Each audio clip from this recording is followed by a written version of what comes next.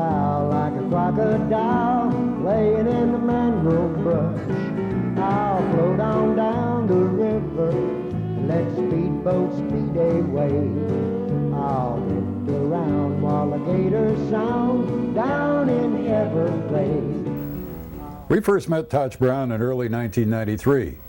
We'd been given permission by the Everglades National Park to make a video about the Wilderness Waterway, which is a 90-some-odd mile water trail between Flamingo to the east and Everglades City on the west. Now, our video was nearly completed when we decided to find a real cracker, someone who could give us some perspective on the trail and the park and what went on in the area before the government moved in.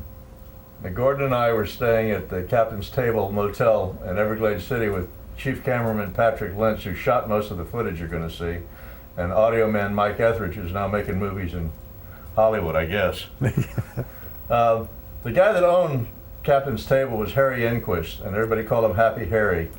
He was one of Totch's best friends, as it turned out. We found out later. And he told us if we wanted to find a character, there was only one guy to go and see, Totch Brown, who lived in a yellow house on Mamie Street on Chokoloskee Island.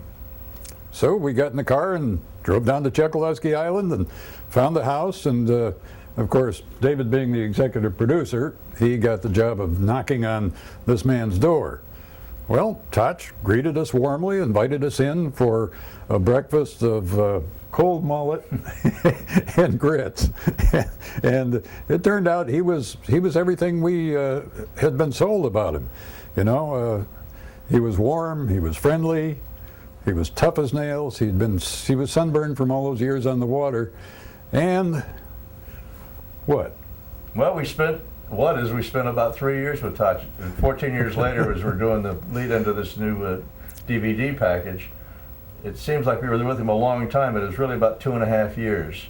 And during that time, we shot enough footage to edit and produce 3 one-hour documentaries: Tales of the Everglades in '93, Yesterday's Everglades in '95, and after Totch passed away, we produced Everglades Outlaw in 1998. So when you take that much raw video that we shot with Totch through those years and compress it into 3 one-hour videotapes, obviously there's a lot of good stuff that's left over that's on the editing room floor, as they say. So what you're about to see is approximately 6 hours of unedited Totch Brown. And we're going to start with the very first interview we did with him on the boat out in Chokoloskee Bay, where the Turner River dumps in right across from Chokoloskee Island.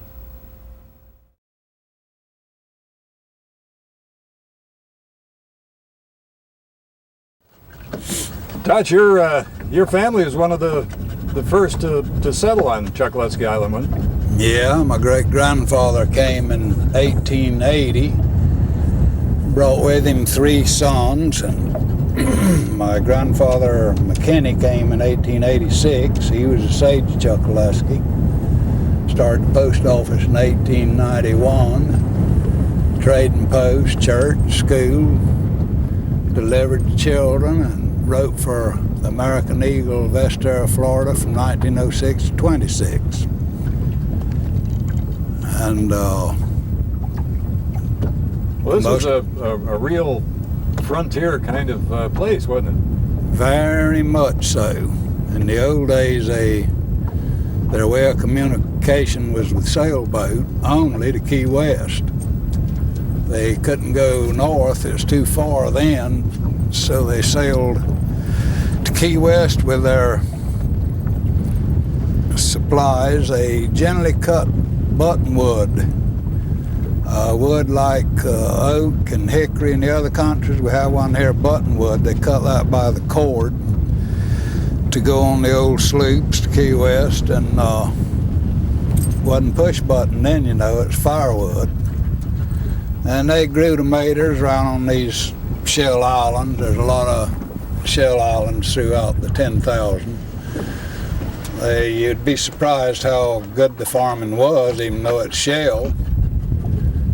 And sugar cane, alligator hides, coon hunting, traps, trapping coons.